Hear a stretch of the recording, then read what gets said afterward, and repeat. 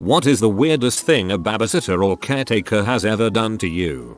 As a firefighter, we once rolled up to a car accident where this kid about 17 years old had run into the concrete pillar under a highway overpass. Car was totally wrecked. Kid's arm was broken in 3 or 4 places and was bleeding pretty bad. The first thing he said to me when I got up to his driver's side window, "The car is not stolen. There is no reason to call the cops." Normally people say stuff like, "I'm hurt bad" or "get me out of here," but not this guy. He just kept repeating "the car is not stolen" over and over. We called the cops.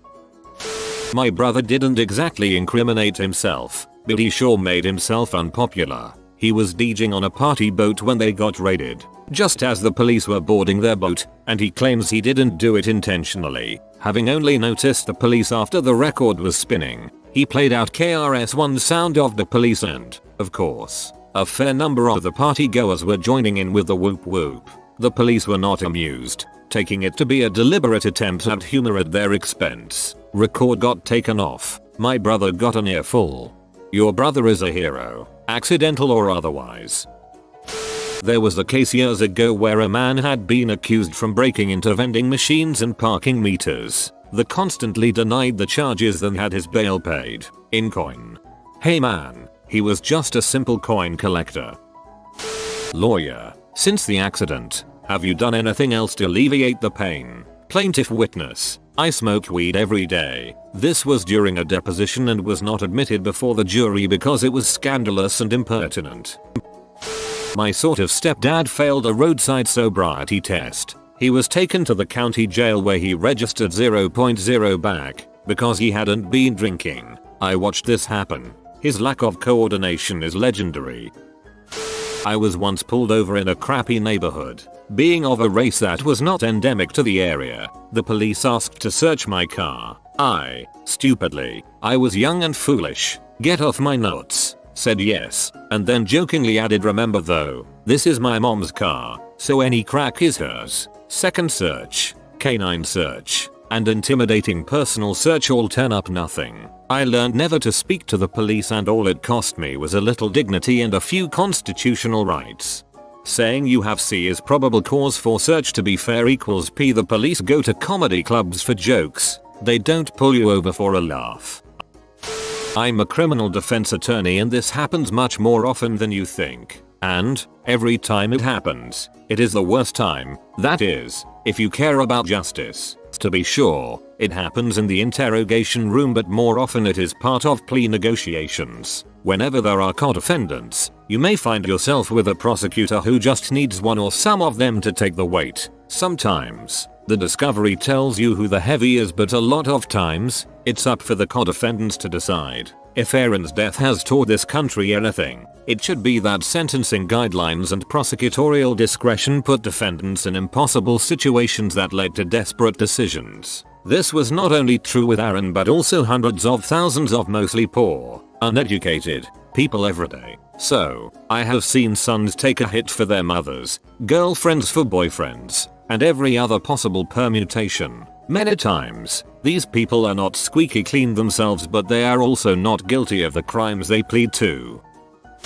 I am a traffic cop in the UK and we were filming for one of these Road Wars Police Interceptors Traffic Cops TV shows. As a part of the show, they ask us to do some filming of pulling people over and doing routine stops. So we decide that the next car to go through the set of lights we are currently at will get pulled over and we'll record what we do as part of a routine traffic stop. So this guy goes through in a normal manner and we follow behind, pull him over in a safe location, and we all pile out of the car. I'm walking over to the driver's side and about to explain to the guy that we're filming for this show and they just want to see what happens during a routine stop check. He rolls down the window and immediately, before I could even say a word, blurts "It's in the glove box." With a puzzled look on my face, I ask him what's in the glove box. "The drugs," comes the reply. So I detain him, cuff him and put him in the back of the traffic car, and my colleague and I search the glove box and find a substantial amount of H. When asked back at the station why he admitted the offense, he said he saw the 2 police cars. One was a backup car, and all the yellow jackets of the camera crew, and thought the game was up. If only he knew. Technically he was actually innocent because he hadn't committed an obvious crime up until that point. In traffic court, guy stands up. Judge says your officer isn't here. How do you plead?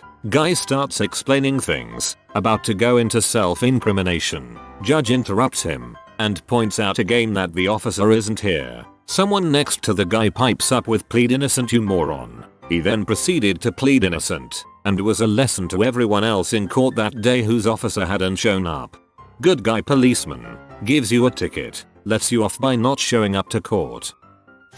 One of my friends had had a couple beers and was driving back home. A cop was pulled over on the side of the road ahead of him with its cherries flashing. My friend pulled up and over right in front of the cop. The cop came up to see if he needed help, smelled beer on him and gave him a DUI. He wasn't innocent by any means, but he wouldn't have been pulled over if he would have just drove on by. And I know drinking and driving is bad. I don't need to hear the lecture. It's just the only story I could think of, so I figured I'd share. Excuse me, so I don't know how you can associate with such a flagrant abuser of our country's laws.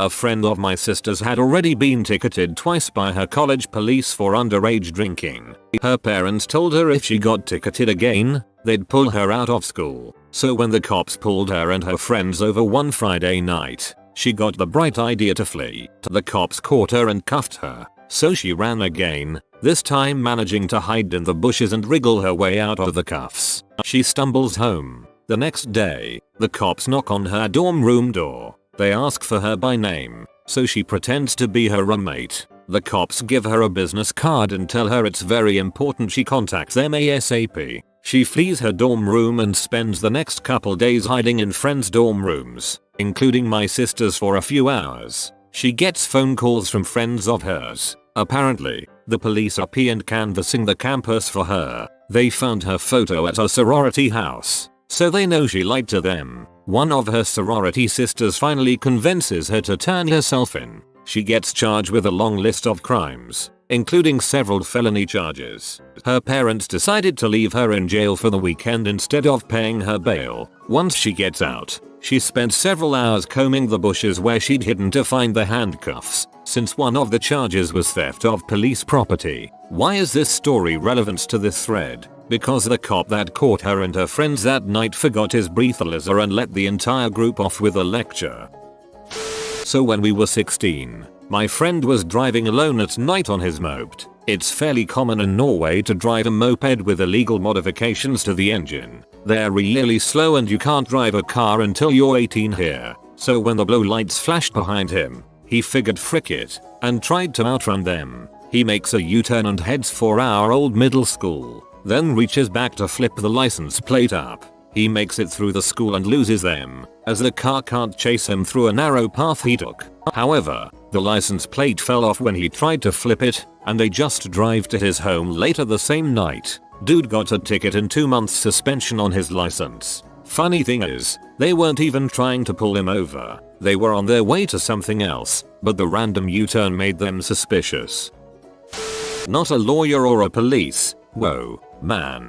But, 15 in a park with some friends after our GCSEs, British. Obviously drinking age is 18. But we've got some vodka and crap. We're just a group of stupid 15-year-olds who have never really been drunk before and aren't going get drunk that day, as it turns out anyway. We've been there for about 15-20 minutes when a girl opposite me notices some coppers walking towards off. We're worried and one of us quickly goes over to a bush with a carrier bag full of bottles. Full bottles, mostly, and puts it in there to hide it. The coppers come up and ask us what we're doing. Oh, just hanging out, we say, and they ask us what we just put in the bushes. There's a brief conversation where it comes out that we had alcohol. The coppers are obviously just a bit weary and not in the mood to deal with kids in the park who aren't even causing a disturbance, so seem to be about to leave us be. They ask for our names, and we go around the circle until they come to me, and I give my full name. I have 3 middle names, all with several syllables in them. The coppers look at me and I realize that I wasn't meant to give the entirety of it. It's a bit awkward, and they ask me to repeat it. I now don't know what to do. Do I give just my first and last name, or the whole thing? What do you want me to repeat? So I repeat my full name again. The policeman looks at me and says, "Did you just give me your full name?" Again I nod. He looks at me and is clearly unsure of how to deal with this idiot. He then asks something along the lines of, what are you planning on doing with your life? To which I answer, I want to live in a caravan and smoke weed all day and never work, because I was slightly tipsy, having never drunk before, and being a really innocent and sheltered 15-year-old. In some ways, I thought it would be funny. I really have no idea what I was thinking. I'm having to dredge up the memory. The entire circle is silent. The policeman is staring at me and I'm inwardly going frick, having realized what I've done. There's a standoff for about 10 seconds until the policeman says, "Oh, this is such a waste of time," puts away his notepad and fricks off. TLDR. 15-year-olds in a park telling coppers they're going to grow weed in a caravan and giving middle names. I would like to hear your name now. First rule to follow with regard to police: never ever talk to the police without a lawyer present. Do not give a statement at the scene. Do not say a single word to them. Do not let police search your vehicle ever. Under certain circumstances they can. Do not let police into your house without a warrant ever. I hope you get the drift.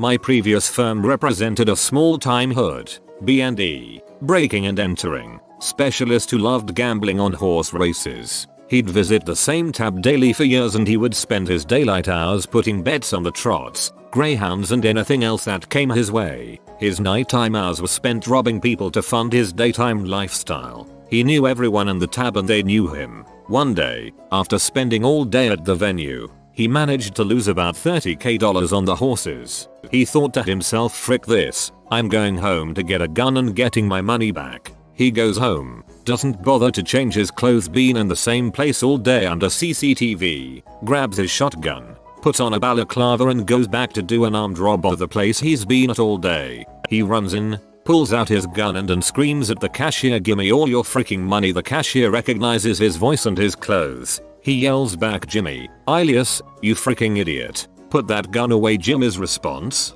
"It's not me. I swear it's not me." Bollocks. That is a scene from the movie Chopper with Eric Bana. One time my friend was drunk and broke some girl's window, so they called the cops. They came and told him to get on the ground. He replied, "I am on the ground." Fire response was a taser. First thing that came to mind while reading the title was, "Please your honor, I'd never violate her. I love little girls." Jury gasps. Friend of mine lost his license for running out to his car and getting CD of tunes we were working on from the stereo. He had to put the keys in and start the engine to turn on the stereo and a cop pulled up behind him. He was hammered like Jesus hands, but he had no intention of driving at all. I know a guy that almost got nabbed for DUI because he was sleeping it off in his backseat, but this saved his butt. "Officer, I lost my keys about 4 hours ago. I couldn't go anywhere if I wanted to."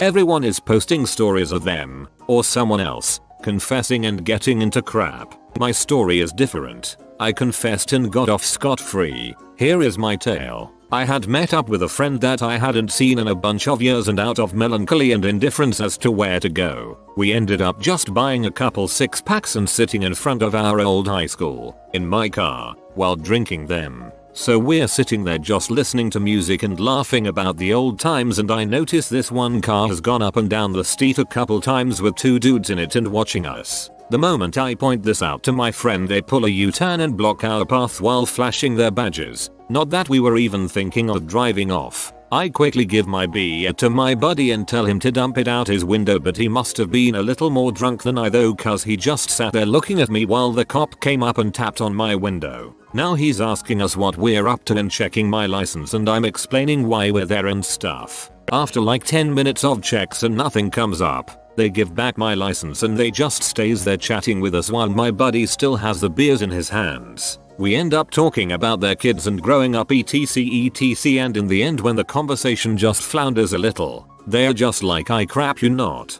Okay, well, take it easy guys. You can have one more beer and then you're going to have to continue drinking at home. We finished our beers and take off without even a written warning.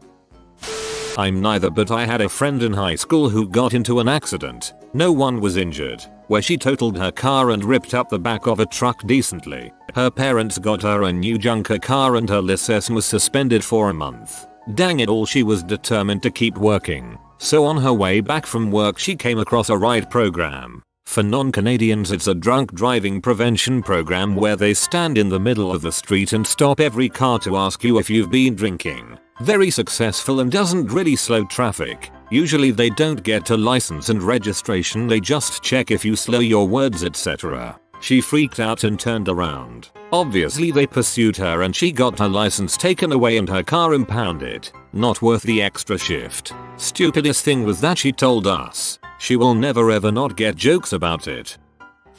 I've never had someone innocent incriminate themselves. However, I did arrest the wrong guy once. There was a fight at a bar and the suspect was described as a white male late 20s, about 5 feet 10, 180 pounds, with medium length brown hair, wearing a white t-shirt, jeans, and a green Celtics jersey with the number 23 on the back. I just happened to be driving by as the call comes out and see someone running across the street that perfectly matches the description. The victim positively IDs the suspect and he gets arrested. The suspect says it wasn't him, which is what everybody says, but this guy actually seemed believable and was very pleasant. The next day I get some video of the suspect and can immediately tell that the suspect was not the same guy that I arrested. I had to drop the case and called the guy to apologize.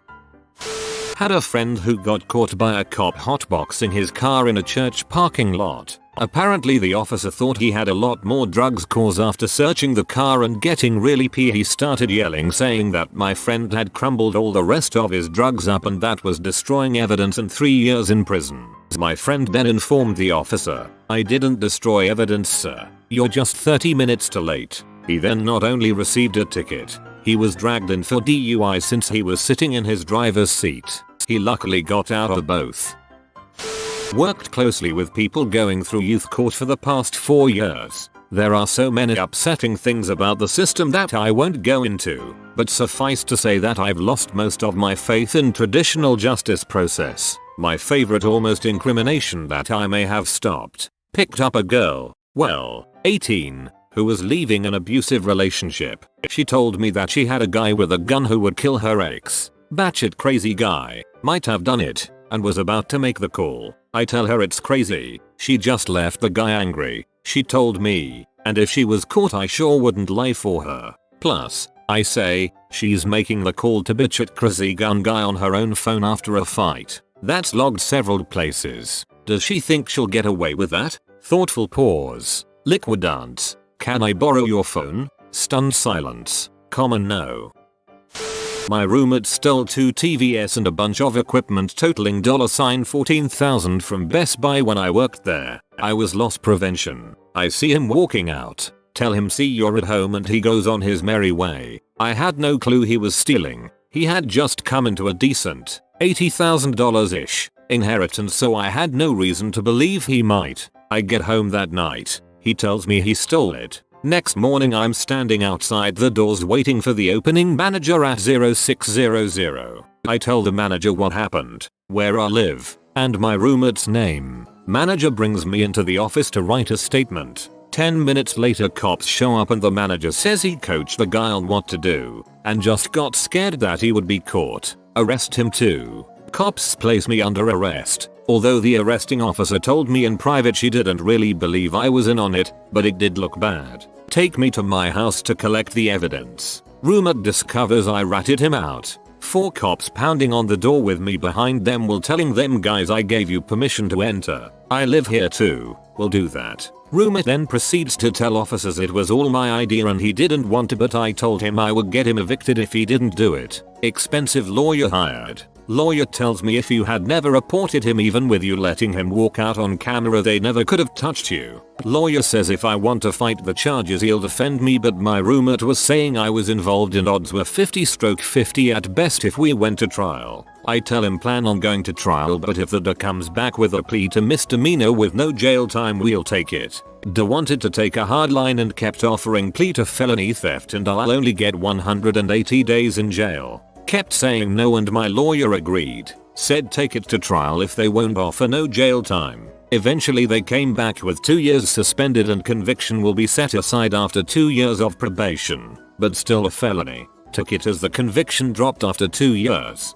Still prevents me from obtaining a security clearance but that's all. Grand total, 2 years probation, $6,500 in lawyer fees, and realistically about 4 years setback in my life as a whole. All because I tried to do the right thing. Upside, now I'm the second youngest salaried manager in my company, and just got informed I'll be promoted in the next few months. Because every time I tell this story people call me crazy for copying a plea to something I wasn't guilty of. If I had gone to trial and been found guilty, I was facing up to 10 years in jail. Unlikely that it would be so hard, but it was a risk I was willing to take.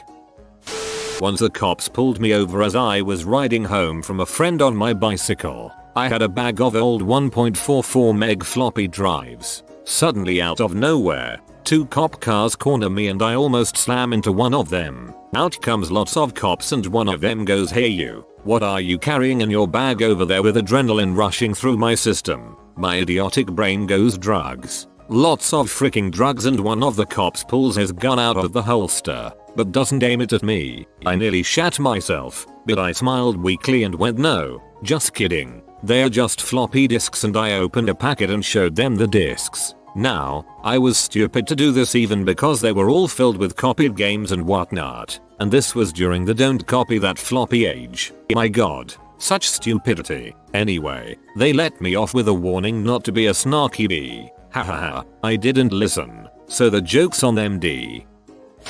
I was at the police station to get a records check to volunteer at an old age home. While I was waiting, there was a smelly man with torn off jean shorts, a leather vest and no shirt. He would sit in his chair for 3 minutes, then get up and go and talk to the woman behind the counter, who would tell him to sit down and wait. Eventually, 2 officers came up and started speaking quietly and calmly to the man. They told him he was under arrest for fraud and asked him to quietly step into the next room. The man did not comply and asked loudly, "Fraud for what?" The 2 officers remained calm and continued to ask him to step into the next room. The man continued to yell, "Fraud for what?" more and more loudly. The police officers were now getting agitated and told the man that if he didn't calm down and come into the next room, they were going to have to handcuff him. As he continued to yell, one officer tried to lead him by the arm to the next room, and the man yanked his arm away and started to walk away. That was the end of the officer's patience. One of them shoved the man against a nearby wall, grabbed the man's arm, and pulled it to the middle of the guy's back. Ow, ow. Ooh, it was like Charlie bit my finger in the police station. As they led him away in handcuffs, the man started saying to everyone in the waiting area, see, this is how they get you. This is how they get you. Yeah, buddy, that's how they get you, alright. TLDR. Crazy guy wouldn't cooperate with the cops and paid the price for it. If you are new to the channel, you can subscribe. I publish new videos every day. Until then, check another video.